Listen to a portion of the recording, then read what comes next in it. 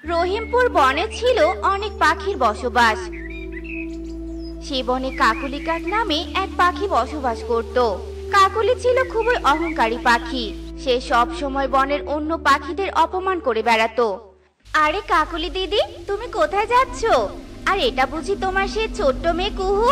কুহু তো দেখতে বেশ সুন্দরী হয়েছে, আর বেশ বড়ও হয়েছে। আমি কোথায় যাচ্ছি সেটা তোকে বলতে যাব কেন? হ্যাঁ, তুই কে যে তোকে কৈফিয়ত দিতে হবে? আর আমার মেয়ে সুন্দরী হবে না তো তোর মেয়ে সুন্দরী হবে? তোর তো আবার কোনো সন্তানই নেই, তোর আবার সুন্দরী মেয়ে কোথা থেকে আসবে? কাকুলি দিদি, আমি তো তোমাকে ভালো কথাই জিজ্ঞেস করলাম, তুমি আমাকে এভাবে কেন বলছো? এভাবে বলবো না তো কিভাবে বলবো? এতদিনে তো একটা সন্তান জন্ম দিতে পারলি না, এখন আমার সন্তানের উপর নজর দিচ্ছিস? কাকুলি দিদি, তুমি আমাকে ভুল ভাবছো। আমি তোমার সন্তানের উপর নজর দেইনি গো। আমি তো শুধু বললাম কুহু দেখতে অনেক সুন্দরী হয়েছে, এতে কুহুর উপর কোনো নজর পড়বে না গো। হয়েছে, আমাকে আর জ্ঞান দিতে আসিস না। তোর এসব কথায় আমার মন গলবে না। তোর যে আমার সন্তানের উপর নজর আছে তা আমি খুব ভালো করে জানি, তাই বলছি তুই আমার সন্তানের আশেপাশেও ঘুরঘুর করবি না। এসব কথা বলে কাকুলি তার মেয়ে কুহুকে নিয়ে সেখান থেকে চলে যায়। আর কাকুলির কথা শুনে টুনি অনেক মন খারাপ করে। আজ আমার একটা সন্তান নেই বলে কাকুলি দিদি আমাকে এভাবে অপমান করতে পারলো। সৃষ্টিকর্তা, সৃষ্টিকর্তা, কেন যে আমাকে একটা সন্তান দিলে না? কেন? মা, তুমি টুনি মাসির সঙ্গে এভাবে কথা বললে কেন? টুনি মাসি তো কোনো খারাপ কথা বলেনি। টুনি মাসিকে আমার বেশ ভালোই লাগে। তোকে আর টুনির হয়ে কথা বলতে হবে না। কার সাথে কিভাবে কথা বলতে হয় তা আমি খুব ভালো করেই জানি। আর তোকেও যেন ওই টুনির সাথে বেশি মিশতে না দেখি, বুঝেছিস? হ্যাঁ মা, আমি বুঝেছি। এভাবে সেই দিনটা কেটে যায়। পরের দিন সকালে টুনি পায়েস রান্না করতে থাকে। তখন কুহু টুনির বাড়ির পাশে খেলা করছিল। হ্যাঁ, কি সুন্দর গন্ধ বেরিয়েছে। মনে হচ্ছে কেউ কোনো সুস্বাদু খাবার রান্না করছে। কিন্তু এটা তো মনে হয় টুনি মাসির বাড়ি। তবে কি টুনি মাসি সুস্বাদু কিছু রান্না করছে? হ্যাঁ, তাই হবে হয়তো। আমি বরং টুনি মাসির ঘরে গিয়ে দেখে আসি। টোনা, দেখো তো দরজা ধাক্কাচ্ছে কে? হ্যাঁ টুনি, দেখছি। এরপর টোনা দরজা খুলে দেয়, আর দরজা খুলে টোনা কুহুকে দেখতে পায়। আরে কুহুমা, তুই আয় আয়, ঘরের ভিতরে আয়। টোনা, কে এসেছে গো? টুনি, কাকুলি দিদির মেয়ে কুহু এসেছে। ও মা, তাই? কুহু মা, তুই এখানে এসেছিস কেন? টুনি মাসি, তুমি কি কিছু রান্না করছো? হ্যাঁ রে মা কুহু, আমি পায়েস রান্না করছি। কিন্তু হঠাৎ এ কথা কেন বলছিস? আসলে আমি পায়েসের গন্ধে গন্ধে তোমার ঘরে এসেছি। ও আচ্ছা, এই ব্যাপার। আচ্ছা দাঁড়া, আমি তোকে এক বাটি পায়েস খেতে দিচ্ছি। কি বললে? তুমি আমাকে পায়েস খেতে দিবে? ইয়ে, কি মজা, কি মজা। আমি মজা করে পায়েস খাবো। টুনি এক বাটি পায়েস এনে কুহুকে খেতে দেয়, আর কুহু অনেক মজা করে পায়েস খায়। টুনি মাসি, পায়েসটা অনেক মজা হয়েছে। এত ভালো পায়েস আমি আর কখনো খাইনি। এখন থেকে মাঝে মাঝে এসে তোমার হাতে পায়েস খেয়ে যাব। আচ্ছা ঠিক আছে রে মা, আসিস, আমার কোনো অসুবিধা নেই। আচ্ছা ঠিক আছে টুনি মাসি, এবার তবে আমি আসি। এভাবে বেশ কিছুদিন কেটে যায়, আর কুহু মাঝে মাঝেই টুনির কাছে এসে নানান রকমের সুস্বাদু খাবার খেয়ে যায়। আর টুনিও কুহুকে অনেক ভালোবেসে ফেলে। এভাবে টুনি ও কুহুর মধ্যে একটা ভালো সম্পর্ক তৈরি হয়ে যায়। টুনি মাসি, তুমি অনেক ভালো গো, জানো? তোমার মতো ভালো পাখি এ বনে আর দুটো হয় না। হয়েছে রে মা, আমার আর এত প্রশংসা করতে হবে না। এখন তুই বল তো, আজ তুই আমার হাতের কি রান্না করা খাবার খেতে চাস? টুনি মাসি, অনেকদিন তো হলো তোমার হাতে পায়েস খাই না, তাই আজ তুমি আমাকে পায়েস রান্না করে খাও। আচ্ছা বেশ, আমি এক্ষুনি তোর জন্য পায়েস রান্না করে নিয়ে আসছি। কাকুলি দিদি, তুমি ঘরে বসে আছো, আর ওদিকে কুহু টুনির ঘরে গিয়ে আড্ডা দিচ্ছে। সেদিকে দেখছি তোমার কোনো খেয়ালই নেই। এসব তুই কি আজেবাজে কথা বলছিস? কুহু টুনির ঘরে থাকতে যাবে কেন? কুহু তো খেলা করতে বনে গেছে। তুমি ভুল জানো কাকুলি দিদি, কুহু মোটেও খেলা করতে বনে যায় না। কুহু তো খেলার নাম করে রোজ টুনির কাছে যায়। আমি তো এক্ষুনি কুহুকে টুনির ঘরেই দেখে এলাম। তুই আবার আমাকে মিথ্যে কথা বলছিস না তো? না কাকুলি দিদি, আমি তোমাকে একদম মিথ্যে কথা বলছি না। তোমার বিশ্বাস না হলে তুমি এক্ষুনি টুনির ঘরে যাও, তাহলেই সবটা বুঝতে পারবে। আচ্ছা বেশ, আমি এক্ষুনি টুনির ঘরে যাব। এ কথা বলে কাকুলি টুনির ঘরে যায়।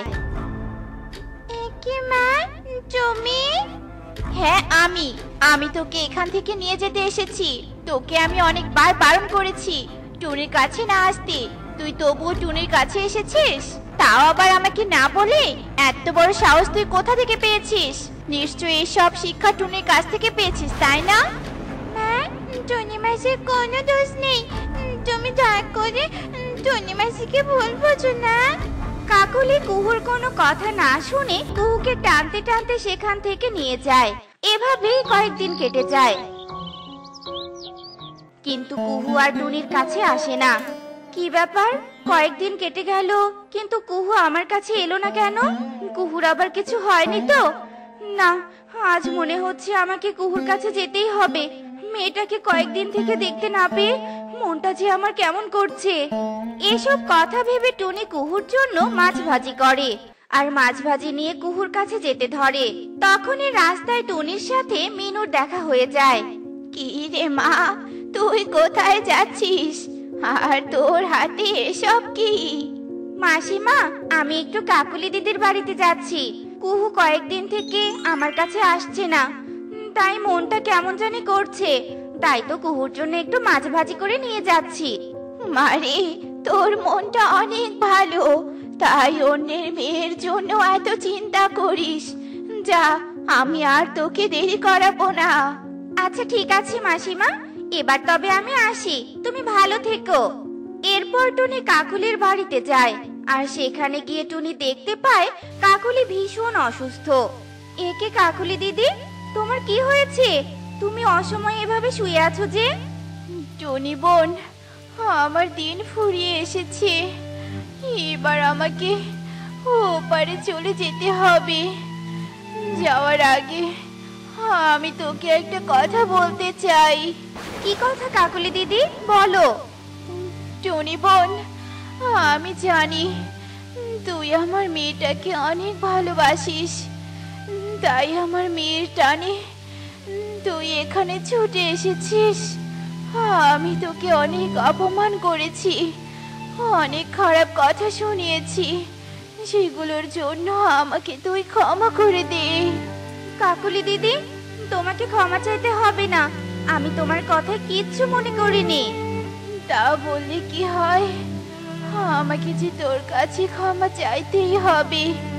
আর এরপর থেকে যে আমার মেয়েটার দায়িত্ব তোকেই নিতে হবে।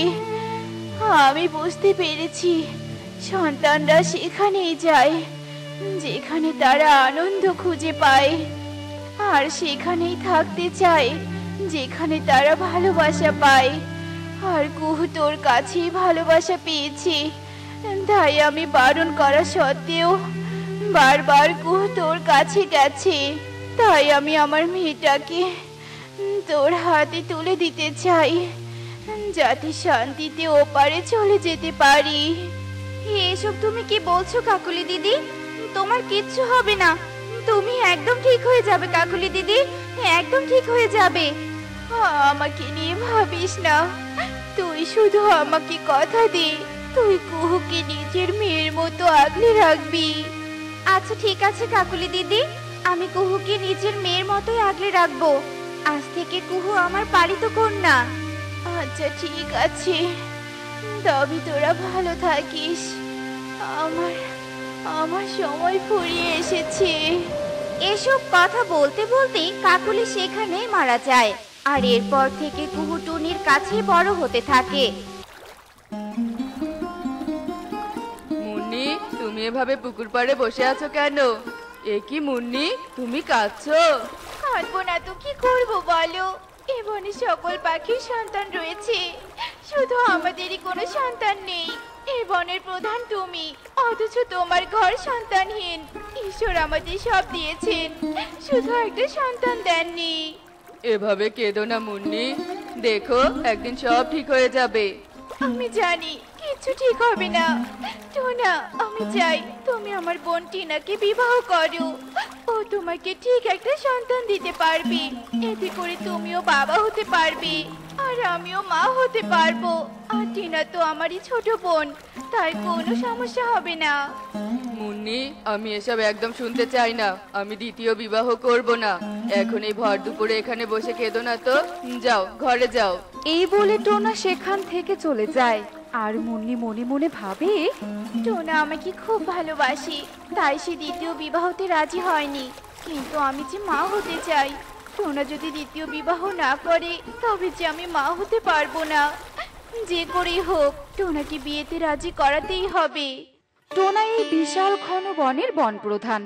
বনের সকল দায়িত্ব টোনা হাসি মুখে পালন করলেও তার মনে ছিল অনেক কষ্ট, কারণ তার কোনো সন্তান ছিল না। সন্তান না থাকার কারণে টোনা প্রায় সময়ই মন খারাপ করে বসে থাকতো। বাবু, এখানে এভাবে বসে আছেন কেন? কিছু ভালো লাগছে না রে শালিক।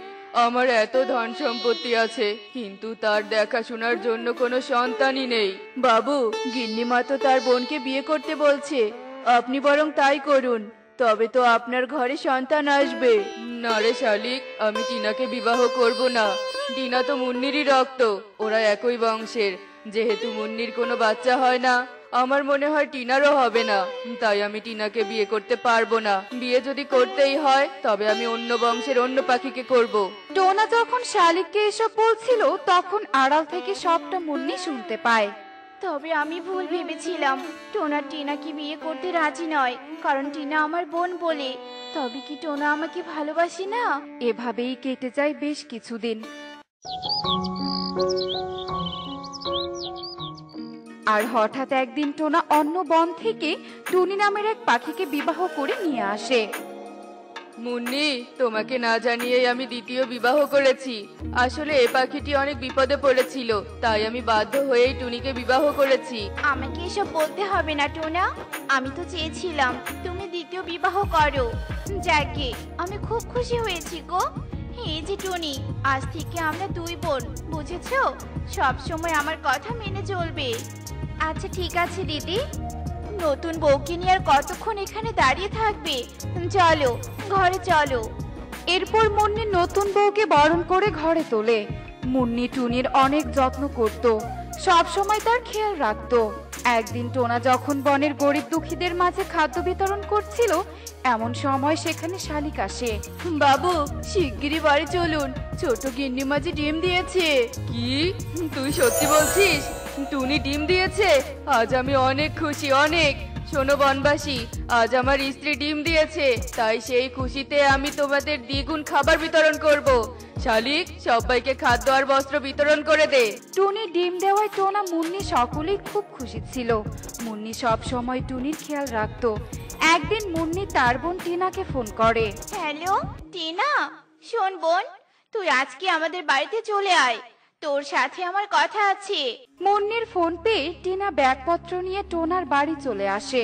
এ কি টিনা, তুমি? আমি ওকে খবর পাঠিয়েছিলাম। আসলে আমি একা একা টুনি সেবা করে হাঁপিয়ে গেছি, আর দু একদিনের মধ্যেই তো টুনি ডিম ফুটে ছানা বের হবে।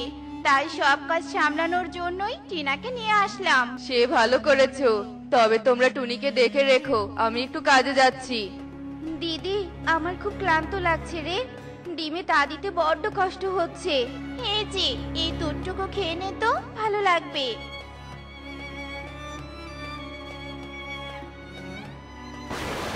টুনি দুধ খেতে এসে জ্ঞান হারিয়ে ফেলে। তখন মুন্নি বলে, টিনা, এই সুযোগ, এবার এই ডিমটাকে নষ্ট করতে হবে।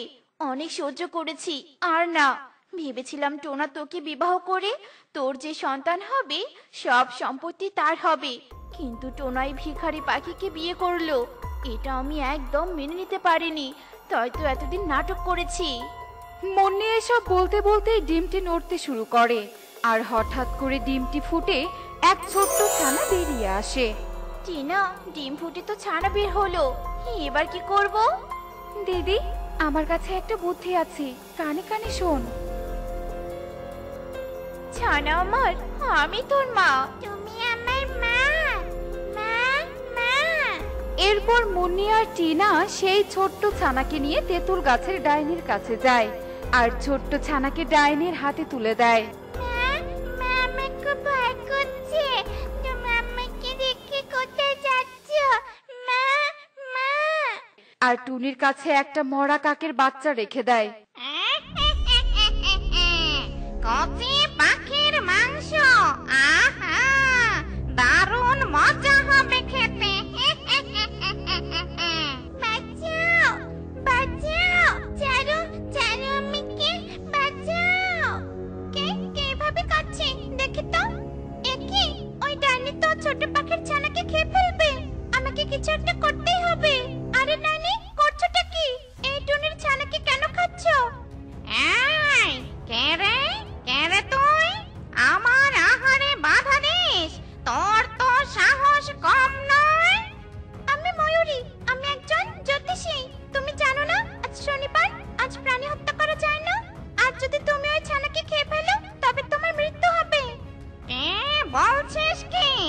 তবে আমি এই ছানাকে খাবো না। এই ছানাকে তুই নিয়ে যা। আজ যদি বুদ্ধি না খাটাতাম তবে তো ওকে ওই ডাইনির হাত থেকে রক্ষা করতে পারতাম না। যখন শক্তি দিয়ে সমস্যার সমাধান করা না যায়, তখন বুদ্ধি দিয়ে সহজেই তা সমাধান করা যায়। তোমাকে অনেক ধন্যবাদ মাসি। আজ তুমি যদি না থাকতে তবে তো আমি মরেই যেতাম। না, এ হতে পারে না। হে বিধাতা, এ তুমি কি করলে, কি করলে? সন্তানের মুখে মা ডাকতেও যে শুনতে দিলে না। থাক, তোকে আর একা কান্না করতে হবে না। ভালো করে চেয়ে দেখ, তুই একটা কাকের ছানা জন্ম দিয়েছিস। টোনা, আমি সব বুঝতে পেরেছি। এই টুনির কালুর সাথে সম্পর্ক ছিল, তাই তো তার ডিম থেকে কাকের ছানার জন্ম হয়েছে। কিন্তু ভাগ্যক্রমে ছানাটা মৃত হয়েছে। এসব তুমি কি বলছো দিদি? কি বলছো এসব? আমি যা বলছি একদম ঠিক বলছি।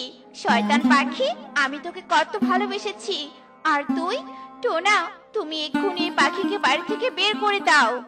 এরপর টোনা রেগে গিয়ে টুনিকে বাড়ি থেকে বের করে দেয়। আর এ দেখে মুন্নি মনে মনে অনেক খুশি হয়।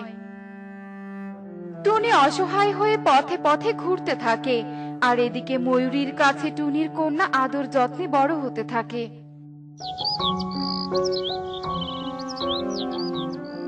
একদিন তারা যখন ডিম বিক্রি করে বাজার থেকে বাড়ি ফিরছিল, তখন তারা পথে একটা পাখিকে পড়ে থাকতে দেখে আর তার কাছে যায়। জল, জল, জল, আমাকে একটু জল দাও। জল। এটা তো একটা টুনি পাখি। মনে হচ্ছে পাখিটা তৃষ্ণার্ত। এক্ষুনি একে জল খাওয়াতে হবে। এরপর ময়ূরী পুকুর থেকে জল এনে টুনিকে খাইয়ে দেয়, আর জল খেয়ে টুনি কিছুটা সুস্থ হয়। মা, মা, এই পাখিকে আমি দেখেছি। আমি যখন ডিম ফুটে বের হয়েছিলাম না, তখন আমার পাশে এই পাখিটা জ্ঞান হারিয়ে পড়েছিল। তারপর আমি যখন মামা বলে ডাকছিলাম, তখন ওই পাখিটা বলে ওই নাকি আমার মা। তারপর সেই তো আমাকে ডাইনির কাছে রেখে এসেছিল। মা, কিসব বলছিস তুই? আমার তো ব্যাপারটা সন্দেহজনক লাগছে। টুকি, তুই যেখানে জন্মেছিলি আমাদের সেখানে নিয়ে যেত। এরপর টুকি সকলকে নিয়ে রওনা হয়ে পড়ে। এদিকে টোনা মুন্নির কথায় টিনাকে বিবাহ করতে রাজি হয়ে যায়। শয়তান বজ্জাত পাখি, শনিবারে টুনির বাচ্চাকে আমার হাতে কেন দিয়েছিলি? হ্যাঁ, তোরা জানিস না শনিবারে প্রাণী হত্যা করা যায় না। প্রাণী হত্যা করলে তার মৃত্যু হয়। তোরা ইচ্ছা করে আমাকে মারতে চাইছিলি, তাই না? এ কি? ডাইনি, তুই তুই এখানে কেন এসেছিস? যা যা, এখান থেকে চলে যা। আমাকে মারতে যে এখন তোর বোনকে বিয়ে দিচ্ছিস? মুন্নি, এসব কি হচ্ছেটা কি? এই তো সেই টনির ছানা যাকে তুই আমার কাছে দিয়েছিলি মুন্নি। তার মানে মানে এই বাচ্চা আমার বাচ্চা? মুন্নি, তবে কি তুই আমার ছানাকে ডাইনির কাছে দিয়েছিলি? হ্যাঁ, ও তোর ছানা। এ সব কিছু আমি করেছি। আমি চেয়েছিলাম টোনা টিনাকে বিয়ে করুক, কিন্তু টোনা টিনাকে প্রত্যাখ্যান করে তোকে বিয়ে করেছিল। আর আমি সবটা মেনে নিতে পারিনি, তাই আমি এসব করেছি। ছি, তুমি এত খারাপ! আমি তোমাকে কখনো ক্ষমা করব না মুন্নি। ডাইনি, এদের দুজনকে তুমি নিয়ে যাও। এরপর ডাইনি মুন্নি আর টিনাকে নিয়ে চলে যায়। টোনা ও আমাদের সন্তান, আর এতদিন আমাদের কন্যা ময়ূরীর কাছেই ছিল। তাই আমি চাই আজ থেকে ময়ূরীও যেন আমাদের সাথেই থাকে। তবে তাই হবে টুনি।